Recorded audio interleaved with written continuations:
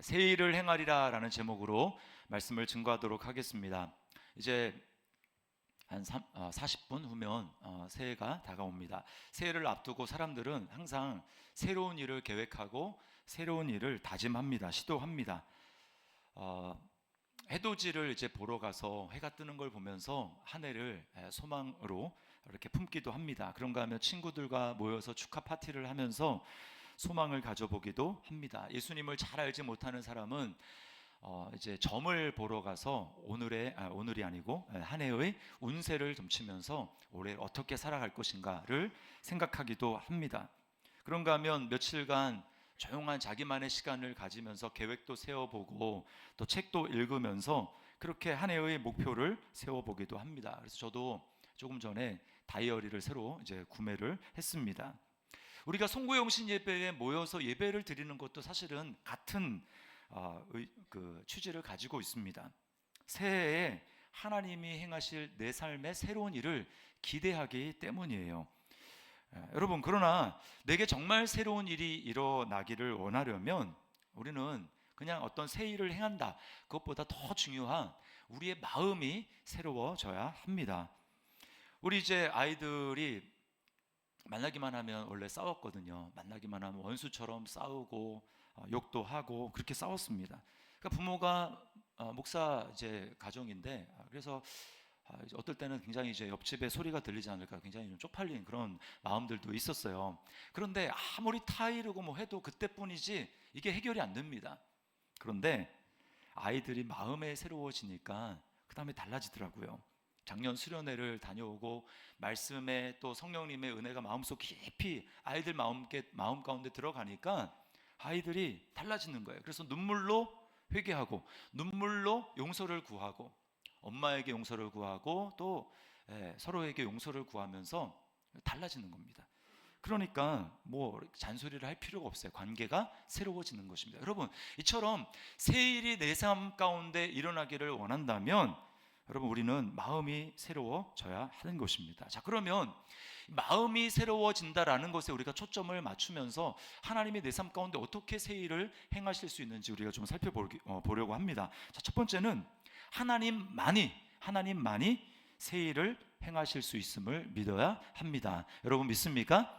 하나님만 새 일을 행하실 수 있어요. 제가 이 본문 말씀을 설교 준비를 하면 여러 가지 성경 번역본으로 보거든요. 영어 ESV 버전으로 보다가 굉장히 흥미로운 사실을 발견했습니다. 우리가 읽은 개역개정판에 보면 18절 이전에 있는 그 출애굽 사건을 과거로 이렇게 표현을 해놨거든요. 근데 영어 버전에 보면 이게 다 현재로 표현이 되어 있어요. 현재로 다 하나님이 지금 그 일을 계속하시는 걸로 표현이 되어 있습니다. 무슨 얘기냐면 하나님은 과거에 매이지 않고 현재에도 계속해서 새 일을 행하시는 분이라고 하는 것입니다. 이게 바로 인간과 하나님의 차이예요.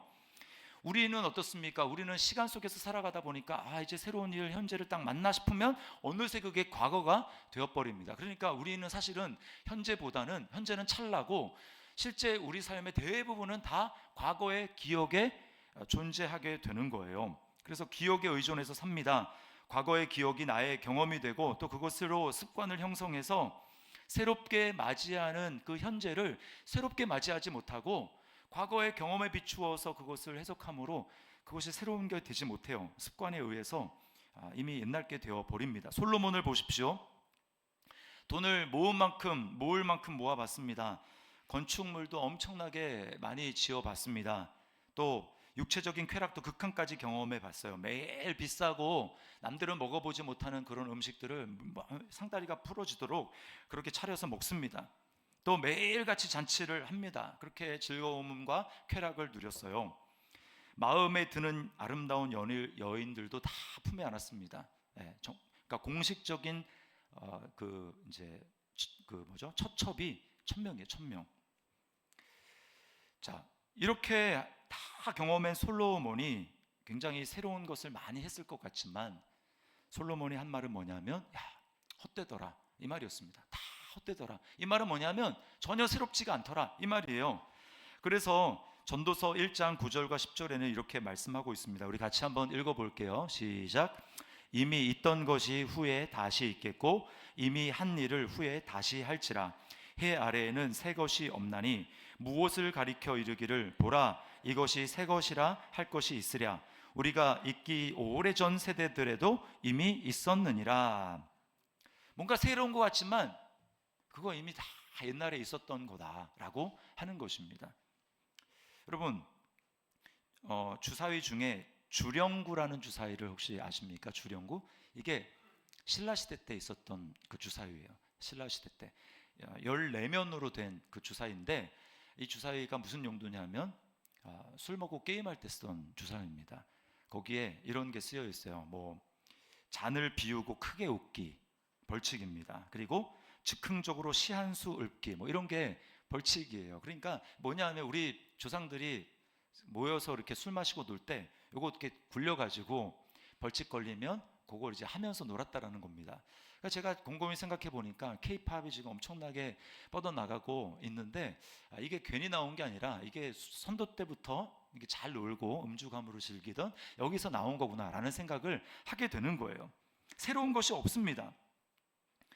AI가 지금 엄청나게 발전하고 있는데 AI도 마찬가지 아닙니까? AI가 뭐 새로운 것을 내놓는 게 아니에요. 그거는 그냥 과거에 있었던 데이터들을 다 긁어 모아가지고 이제 거기서 그냥 제안을 해주는 것입니다. 새로운 걸 창조해내는 게 아니라는 거예요. 그러나 하나님은 다르십니다. 하나님은 시간을 초월해서 계시는 분이기 때문에 하나님은 이 세상에서 나온 것이 아니라 하나님은 항상 새로운 것을 창조해내시는 거예요. 그래서 오늘 19절 말씀에 이렇게 얘기합니다. 우리 다시 한번 읽어보겠습니다. 시작. 보라 내가 새 일을 행할 것이니 이제 나타낼 것이라 너희가 그것을 알지 못하겠느냐. 여러분, 그래서 예수님을 하나님을 인격적으로 만난 사람이 공통적으로 하는 고백이 있어요. 그게 뭐냐면 맨날 보던 하늘인데 이제 예수님을 만나고 보니까 다르게 보이더라. 맨날 지나면서 다니던 그 나무였는데 이제 다르게 보이더라. 예수님을 만나고 보니까 내 눈이 새로워져 가지고 그래서 하늘을 향해서 뻗친 그 나뭇가지가 마치 손을 들고 하나님을 찬양하는 것처럼 보이고, 바람에 흔들리는 그 나뭇잎이 마치 춤을 추는 것처럼 하나님을 향해서 찬양하고 춤을 추는 것 같이 느껴지더라. 무엇입니까? 새롭게 보이는 거죠. 하나님이 하시는 역사만 우리에게 새로운 일을 보여주는 거예요. 여러분, 그러므로 2025년 새해 여러분이 새로운 것을 추구하십니까? 다른 것에, 이 땅에 있는 것에서는 새로운 것이 없어요. 오직 새로운 것은 하나님에게 있는 것을 여러분 믿으시기를 바랍니다. 그러므로 하나님을 찾으십시오. 새 일은 오직 하나님만이 행하실 수 있는 거예요. 두 번째는 정말 내가 하나님의 역사하시는 그 새 일을 경험하기 위해서 나의 과거의 묶임에서 벗어나야 한다라는 것입니다. 자, 18절을 우리 다시 한번 읽어보겠습니다. 시작. 너희는 이전 일을 기억하지 말며 옛날 일을 생각하지 말라. 한마디로 과거에 묶이지 말아라 라고 말씀을 하고 있는 것입니다. 과거에 묶이지 말아라. 우리는 과거에 묶이면요 하나님의 새로운 역사를 기대할 수 없고 경험할 수 없어요. 오늘 본문에서 하나님이 옛날 일을 생각하지 말라고 하시는데 그거는요 나쁜 일이 아닙니다. 심지어 나쁜 일도 아니에요. 좋은 일인데 그 좋은 일을 우리가 아까도 제가 말씀을 드렸지만 인간은 항상 그 좋은 일, 그 경험을 가지고 하나님이 하신 일들을 제안합니다. 하나님이 과거 이렇게 하셨으니까 이번에도 이렇게 하시겠지라고 생각하면서 하나님이 새롭게 할 일을 인간 스스로가 자기 경험으로 제안해 버리는 거예요. 과거에 보니까 하나님이 어떤 일을 식으로 일하셨습니까? 홍해가 갈라지고 바다 가운데 길을 내셨어요. 그리고 쫓아오는 애굽의 모든 군대들을 그 바다 속에 다 수장시켜 버리셨습니다. 근데 하나님이 그거를 생각하지 말라는 거예요. 이것도 엄청나게 놀라운 일인데 그것보다 내가 엄청 더 놀라운 일을 행할 것이라고 말씀을 하고 있습니다. 어떤 일이냐? 광야와 사막에 강물이 흐르겠다고 하십니다. 광야와 사막에 강물이 흐르게 하신다. 여러분, 이거는요 외적으로 그렇게 한다라는 게 아니라 하나님이 이제는 외적인 환경을 변화시키는 것도 물론 하시겠지만 이제는 사람의 마음을 변화시키는 새 일을 행하신다라는 거예요. 외적인 환경으로 한다면 이게 전혀 새로운 일이 아닙니다. 여러분, 이스라엘 백성들의 역사를 보면 그들이 홍해를 가르고 나서 어디로 갑니까? 광야로 들어가죠. 광야에서 그들이 물이 없을 때 어떻게 하셨습니까? 하나님이 광야에서 물을 내셨어요. 반석을 때려서, 그래서 물이 나오게 하셔서 그 물이 강물처럼 흘러가서 그 수백만의 이스라엘 백성들이 그것을 다 먹게 하셨단 말입니다. 그러니까 이거는요, 새 일이 아닌 거예요. 그런데 하나님께서 이전 일을 생각하지 말아라, 내가 새 일을 행할 것이다 라고 하는 것은 이전 했던 것처럼 외적인 환경에 뭔가 물이 없으면 물이 있게 하고 이런 것이 아니라, 내가 너희의 마음을 새롭게 하겠다. 너희의 마음에 답답하고 괴롭고 마음이 마치 광야처럼 사막처럼 퍽퍽하고 그런 너희의 마음에 내가 물을 내게 할 것이다. 너희의 마음을 내가 바꿀 것이다 라고 하는 하나님의 역사를 말씀해 주고 있는 것입니다. 여러분, 구약의 이스라엘 백성들을 보십시오. 눈으로는 엄청난 하나님의 기적을 경험했어요. 수많은 기적을 보았습니다. 그러나 그들의 삶은 새로워지지 못했어요. 늘 원망과 불평이 가득했습니다. 하나님이 새로운 일을 행하셔도 그것을 새롭게 받아들이지 못했어요. 문제는 단 하나죠. 그들이 마음이 변화되지 않은 것입니다. 그들이 마음이 과거에 머물러 있었기 때문에, 매여 있었기 때문에 하나님 행하신 일들을 새롭게 받아들이지 못하는 거예요. 그러므로 여러분, 우리가 정말 하나님의 새 일을 행하시기를 2025년에 정말 원한다면, 그것을 실제로 경험하려면 우리의 마음이 새로워져야 됩니다. 과거의 상처와 원한에 매여 있는 한 우리에게 새로운 일을 경험할 수 없는 거예요. 우리의 마음이 해방이 되어야 합니다. 오늘날 보십시오.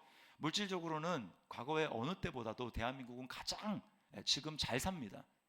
굶어 죽는 사람이 없어요. 문자 그대로 굶어 죽는 사람은 없습니다. 간혹 가다가 그런 사람이 나오는 이유는 돌봄의 사각지대에 있기 때문에 그렇지 않다면 굶어 죽는 사람은 없어요. 제가 찾아봤습니다. 2010년 통계가 있더라고요. 한 8명 굶어 죽었다고 합니다. 근데 말씀을 드렸듯이 그들이 돌봄의 사각지대에 있었기 때문에 죽은 것이지, 정말 문자적으로 먹을 것이 없어서 죽은 게 아니라는 거예요. 그에 반해서 우울증이다, 공황장애다 등등 이런 심리적인 문제로 자살하는 사람들이 해마다 많이 늘어나고 있습니다. 작년에 자살한 사람이 13,978명인데 전년에 비해서 1,000명 이상 늘은 수치라고 합니다. 여러분, 갈수록 점점 외적인 게 문제가 되는 게 아니라 마음의 문제가 되지 않습니까? 마음의 문제. 그래서 우리 여기 그 건물에도요, 우리 교회 건물에도 뭐 4층에는 발달센터, 아동 발달센터 이렇게 보면 정말 심심치 않게 많은 그 부모님이 그 어린, 이제 때로는 뭐 유치원, 때로는 초등학교 저학년 그 아이들 손을 데리고 잡고 이렇게 가는 것을 봅니다. 또 9층에 상담센터가 있죠. 갈수록 점점 더 심해질 거예요. 이 심리적인 문제를 호소하는 사람, 중독의 문제를 호소하는 사람 점점 많아질 것입니다.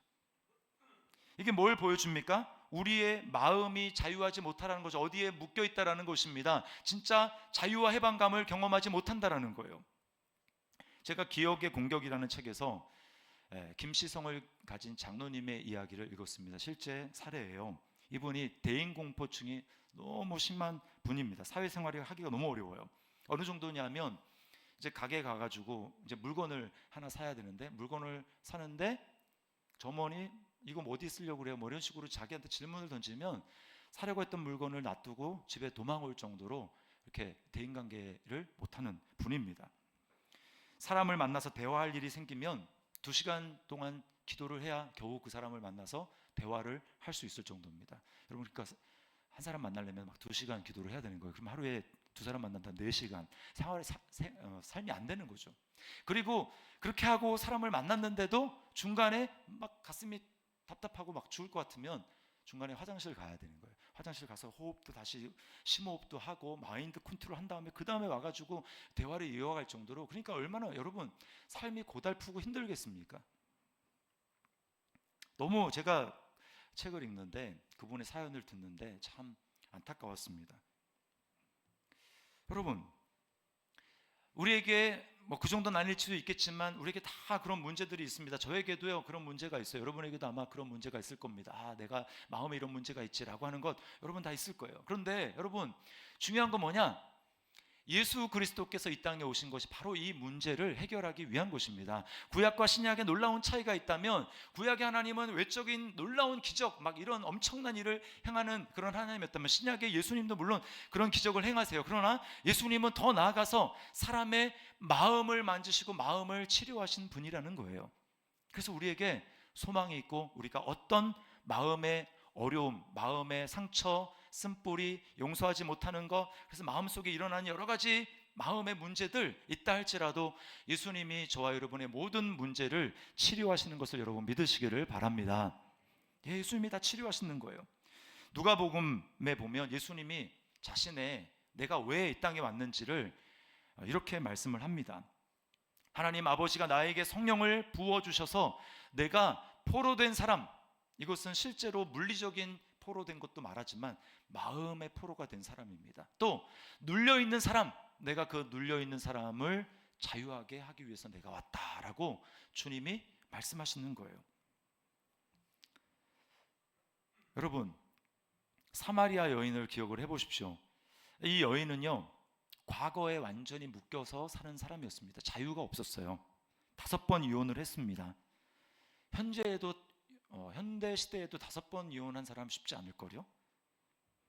남편에게 사랑받지 못한다는 아픔, 그리고 결혼 생활을 내가 실패했다라는 그런 자괴감이 날마다 자신을 괴롭힙니다. 그리고 지금 살고 있는 사람은 또 남편이 아니에요. 이런 자신의 삶이 너무나 부끄럽고 수치스럽습니다. 근데 그 여인의 아픔을 주님이 아시고요, 그 여인을 일부러 찾아가세요. 여인이 사람들을 피해서 아주 뜨거운 정오에만 물을 길러 오는 것을 예수님이 아시고, 그 여인을 그때 아니면 못 만나기 때문에 예수님 그 타이밍을 놓치지 않기 위해서 이른 아침에 일어나셔서 한 4-5시간을 쉬지 않고 걸어서 그 여인이 물 기르러 오는 그 정오의 시각에 딱 맞춰서 예수님이 그 우물가를 찾아가십니다. 여인과의 대화를 여러분 요한복음 4장에 잘 읽어보십시오. 결혼도 안 하고 동거하고 있으니까 여러분 부정한 여인이라고 이렇게 비난할 만하지 않습니까?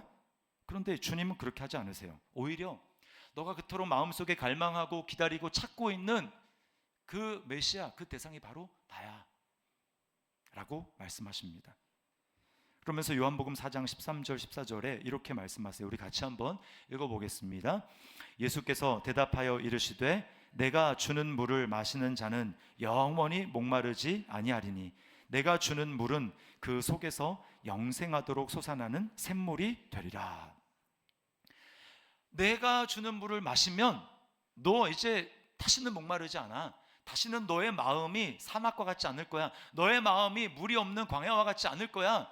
너의 마음에는 기쁨이 충만할 것이고 평화가 샘솟을 것이고 이전과는 다를 거야. 너의 삶 가운데 새 일이 일어날 거야 라고 주님이 말씀하고 있는 것입니다. 이 여인이 예수님과 대화하면서 마음속에 변화를 느낍니다. 변화를 느껴요. 어떤 변화를 느끼냐면 마음이 뜨거워지는 거예요. 마음이 뜨거워지고 이전에 한 번도 자신이 살면서 겪어보지 못한, 경험해보지 못한 마음의 기쁨이 싹 트는 것을 경험합니다. 마음의 평안이 싹 트는 것을 경험하는 거예요. 여러분, 이것이 바로 예수님 안에 있는 치유입니다. 사마리아 여인에게 이렇게 그 한 여인을 위해서 수고를 하며 찾아가신 주님께서는 저와 여러분의 삶 가운데도 동일하게 찾아가셔서 역사하시고 치유하시는 하나님이신 것을 여러분 믿으시기를 바랍니다. 주님은 그 놀라운 일을 행하시는 거예요. 여러분, 주님이 어떻게 이 일을 행하셨습니까? 어떻게 우리 삶 가운데 이런 놀라운 일을 행하실 수 있는 것입니까? 왜냐하면 주님이 스스로 자신을 물 없는 광야와 같은 사막과 같은 십자가 위에 자신을 내어 드리셨기 때문입니다. 여러분, 십자가는요 지옥이에요. 지옥.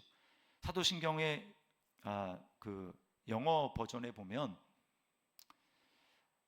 지옥으로 내려갔다 이렇게 되어 있습니다. 예수님이 지옥으로 내려갔다.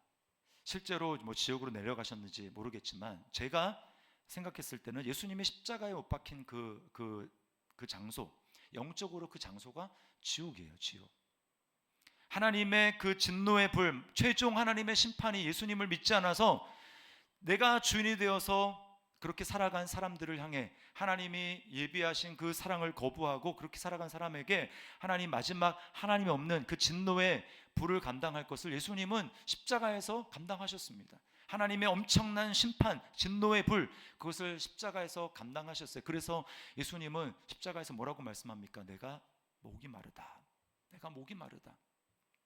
그 목마르다는 건요, 예수님이 한날 한시에 죽은 거지와 부자가 죽었을 때 그 부자가 지옥에 떨어지거든요. 그때 너무 불꽃 가운데서 막 괴로우니까 나 정말 목말라 죽겠다고 물 한 방울만 좀 찍어서 나한테 달라고 얘기했던 그 부자가 한 말을 예수님은 십자가에서 그대로 하시는 거예요. 왜? 지금 십자가에서 그 고통을, 그 하나님의 진노를, 지옥불을 감당하고 있기 때문에 그런 것입니다.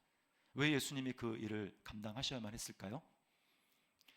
죄로 말미암아 하나님을 떠나고 하나님 없이 살아가던 죄와 저주와 죽음의 모든 문제를 주님이 십자가에서 다 지시고 주님이 저와 여러분을 위해서 대신 그 목마름을 감당하신 거예요. 그리고 주님이 십자가에서 죽으신 다음에 어떻게 합니까? 그 병사가 옆구리에 진짜 죽었는지 확인하기 위해서 옆구리를 창으로 찌릅니다. 그때 성경에 뭐라고 얘기하냐면 물과 피가 나오더라. 물과 피가 나오더라.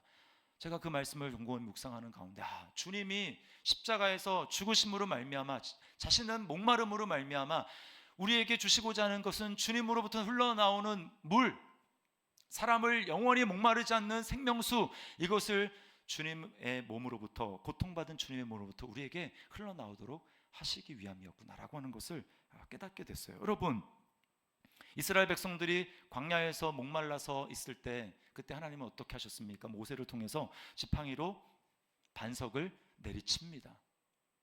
반석이 깨어지면서 거기서 물이 나오는 거예요. 이것은 뭘 보여주냐면 예수님이 십자가에서 자신의 몸이 부서지고 깨어짐으로 말미암아 목마른 우리 인생, 광야와 같고 사막과 같은 우리의 마음 가운데 거기에 생수의 강이 터지고 이제 예수 그리스도로 말미암아 우리에게 영원히 목마르지 않는 하나님의 치유의 강물이 흐르도록 하는 것을 주님이 보여주시기 위함인 것입니다. 예수님 안에서 우리에게 이런 일이 일어난 거예요.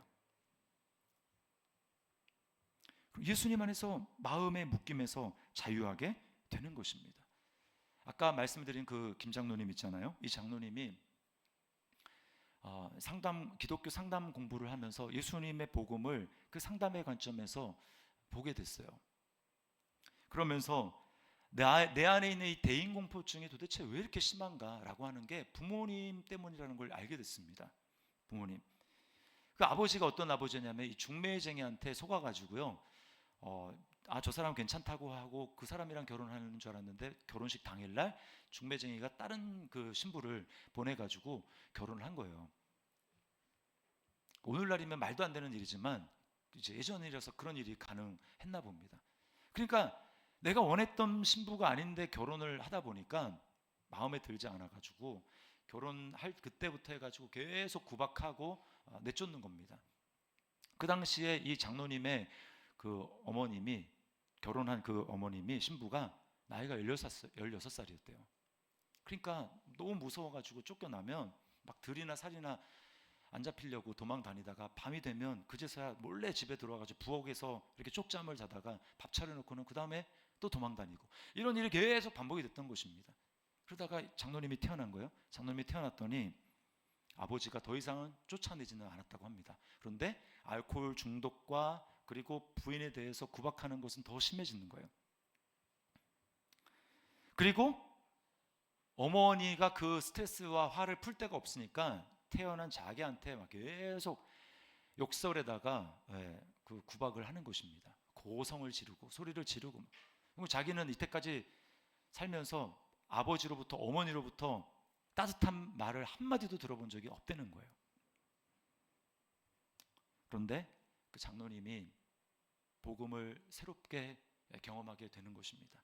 복음 안에서 예수님이 십자가에서 내가 너를 사랑한다. 내가 너를 사랑한다. 내가 너를 위해서 죽었다. 라고 말씀하시는 그 주님의 사랑의 음성을 이 장로님이 들으면서 마음속에 꽁꽁 얼어붙어 있던 그 상처가 눈녹도 막 흘러내리기 시작하는 거예요. 그리고는 아버지와 어머니를 용서했습니다. 마음이 따뜻해지기 시작하고 마음속에 주님의 사랑이 조금씩 싹 트는 것을 장로님이 경험하면서 변화되기 시작하는 겁니다. 장로님의 고백을 한번 들어보세요. 이렇게 얘기합니다. 어느 때부터인가 내가 낯선 사람들 속에 섞여 서로 얼굴을 보고 농담도 주고받고 있는 것 아닙니까? 더구나 수백 명의 사람 앞에서 스스럼 없이 나 자신의 지난 삶을 이야기하는데도 전혀 떨리지도 않고 담담하기만 했습니다. 이 불안증에서 벗어날 수만 있다면 전 재산을 다 팔아도 좋다고 했는데 예수님께서 아무 값 없이 이 병에서 나를 고쳐 주셨습니다. 여러분, 이 장로님의 예수님은, 이 장로님의 하나님은 저와 여러분의 하나님이신 줄 믿습니다. 주님이 치료하지 못할, 주님이 과거 나를 묻고 있는 그 과거로부터 해방하지 못하고 자유케 하지 못할 사람은 한 사람도 없습니다. 여러분, 우리는 더 이상 과거에 매여 있는 존재가 아니에요. 예수님이 죽으시잖아요. 그리고 부활하시잖아요. 이제 죽지 않으십니다, 주님이. 그리고 하나님 보좌 우편에 앉으셨어요. 그 얘기는 뭐냐면 이제 예수님이 계신 그곳은 새로운 세상이라는 곳입니다. 새 하늘과 새 땅이 예수님 안에서 이미 열렸어요. 그리고 그 예수님을 믿음으로 말미암아 성경에서는 우리에게 뭐라고 얘기합니까? 보라, 새 것이 되었도다. 보라, 새로운 피조물이 되었도다. 비록 우리가 늙고 병들고 이 세상의 질서에 여전히 속해 있어서 한쪽은 상처를 받고 괴로워하지만 다른 한편에 우리의 속사람, 예수님으로 말미암아 예수님과 연합된 우리의 속사람은 어때요? 예수님과 똑같이 이미 새로운 새하늘과 새 땅의 새로운 질서 가운데 우리가 이미 들어간 줄 믿습니다. 우리가 이 두 세계를 동시에 경험하고 있는 거예요. 그래서 지금도 육체는 매일매일 늙어집니다. 점점 쇠합니다. 요즘 아내가 자주 거울을 보면서 나 늙었어. 나도 늙은 거 다 알아. 이렇게 얘기를 합니다. 당연하죠. 이제 점점 늙는 거예요. 그럼에도 불구하고 여러분, 우리의 속은 다 날마다 새롭습니다. 고린도 후서 4장 16절 말씀을 우리 같이 한번 읽어보겠습니다. 시작. 그러므로 우리가 낙심하지 아니하노니 우리의 겉사람은 낡아지나 우리의 속사람은 날로 새로워지도다. 아멘. 우리는 더 이상 과거에 묶여서 나 이런 상처 받았어, 나는 이래서 문제야 라고 있는 그 옛사람, 과거의 옛 질서에 묶여서 살아가는 사람이 아닙니다. 그러므로 세 번째 어떻게 해야 되느냐? 새 일을 행하시는 하나님을 찬양하십시오. 여러분, 우리가 새로운 존재가 되었다라는 것을 무엇으로 증명하겠습니까? 그것은요, 우리의 입술의 고백이에요. 우리의 입술의 고백, 우리의 말입니다. 그래서 21절에 이렇게 얘기를 하는 거예요. 자, 21절을 다시 한번 읽어봅니다. 시작. 이 백성은 내가 나를 위하여 지었나니 나를 찬송하게 하려 함이니라. 아멘. 우리는 더 이상 죄와 저주와 사망이 지배하는 옛사람의 얼매인 존재가 아닙니다. 그러니까 여러분, 마치 내가 옛 존재에 속한 것처럼, 옛 질서에 속한 존재처럼, 죄 때문에 정죄받는 존재 있는 것처럼, 정말 죽는 존재 있는 것처럼 그렇게 예전에 하던 말을 하면 안 되는 거예요. 원망과 불평, 절망의 말, 이거 입 밖에 꺼내면 안 됩니다. 나는 부모를 잘못 만나서 이 모양 육골이야. 나는 부모 잘못 만났는데 배우자 복은 더 없네. 이번 생은 폭망이다. 희망이 안 보인다. 올해도 뻔하다. 여러분, 이거는요, 예수 그리스도 안에 있는 새로운 피조물인 새로운 존재가 해야 될 말이 아닙니다. 만약 여러분이 그런 부정적인 말을 했다면 곧바로 회개하셔야 돼요. 여러분이 이제 입 밖으로 딱 나올 때마다 딱 듣는 순간 회개하셔야 돼요. 이스라엘 백성들이 약속의 땅에 들어가지 못했던 결정적 이유는 하나님이 그들을 구원해 주셨음에도 불구하고 그들이 자신의 신분을 진짜 믿지 않고 입으로 원망하고 불평하고 하나님이 약속의 땅을 주셨다고 하는데도 그들이 부정적인 말에 사로잡혀가지고 차라리 거기 들어갈 거면 우리 여기 광야에서 다 그냥 죽는 게 나아.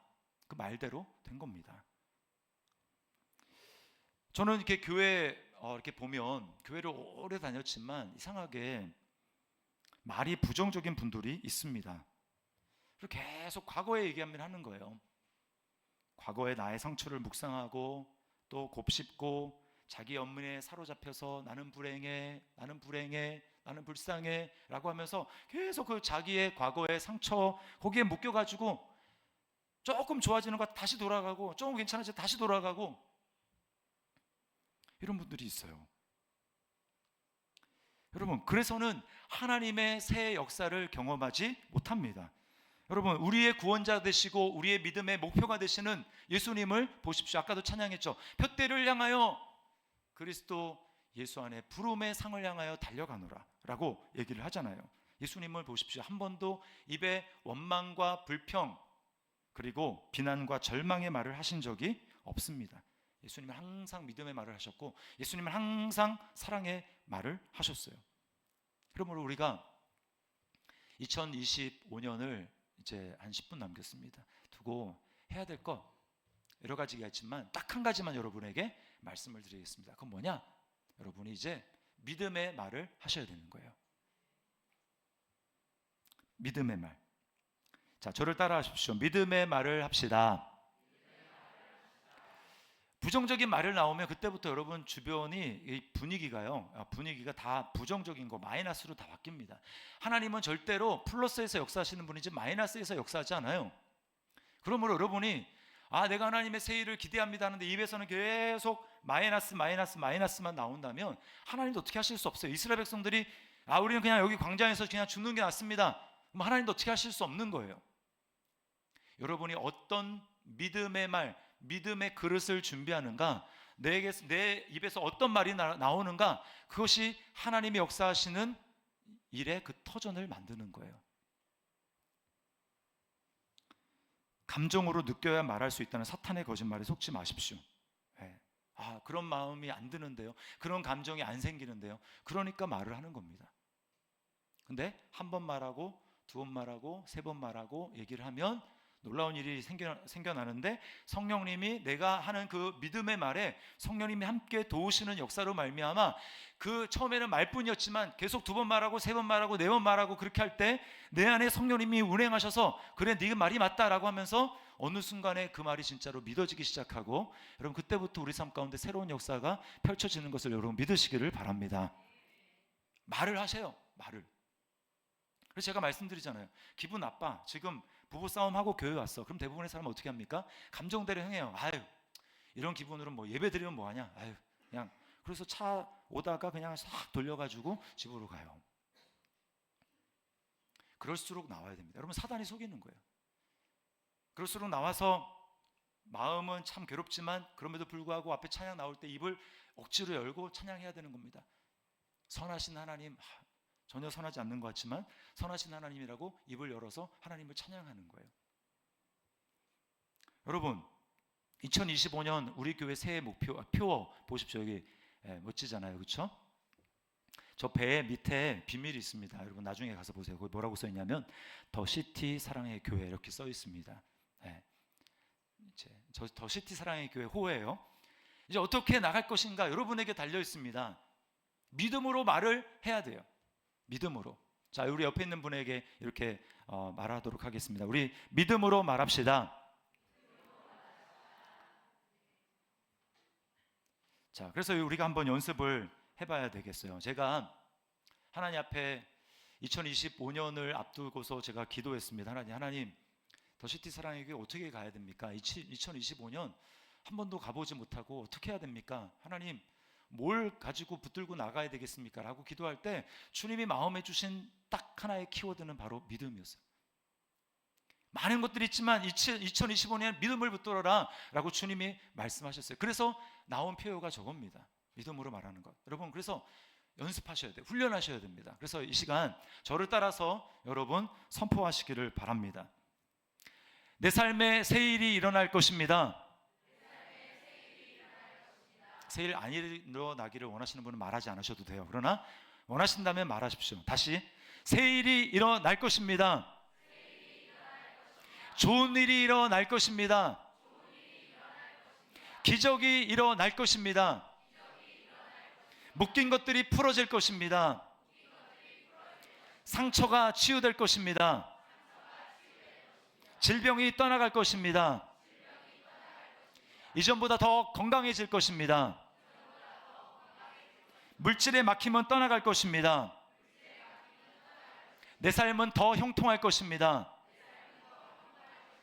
내 삶은 축복의 통로가 될 것입니다. 깨어진 관계는 회복될 것입니다. 우리 가정은 새롭게 될 것입니다. 여러분 믿습니까? 믿으면 우리 하나님 앞에 영광의 박수 올려드리겠습니다. 여러분, 하나님은 지금 새 일을 행하고 계십니다. 하나님 안에서만 새 일이 있습니다. 세상에 어디에도 새로운 것은 없어요. 오직 성경에 말씀하시는 새 것은 하나님 안에서만 있고, 그러므로 여러분 하나님 안에서 새 일을 찾으시기를 주님의 이름으로 축원합니다. 우리 마음이 새로워져야 돼요. 예수님은 바로 이 일을 위해서 오셨습니다. 그리고 이 일을 위해서 죽으시고 부활하시고 내 안에 예수 그리스도의 영을 주셔서 내 안에 환경은 어려울지라도 우리 안에 예수 그리스도로 말미암은 새로운 샘물이 흘러나오고 있습니다. 이것을 날마다 경험하고 누려야 돼요. 그렇다면 여러분, 날마다 우리가 믿음으로 말을 하고 믿음으로 선포함으로 말미암아 하나님이 내 인생 가운데 행하실 새로운 일을 여러분 실제로 경험하고 누리는 주인공이 될 수 있기를 주님의 이름으로 축원합니다.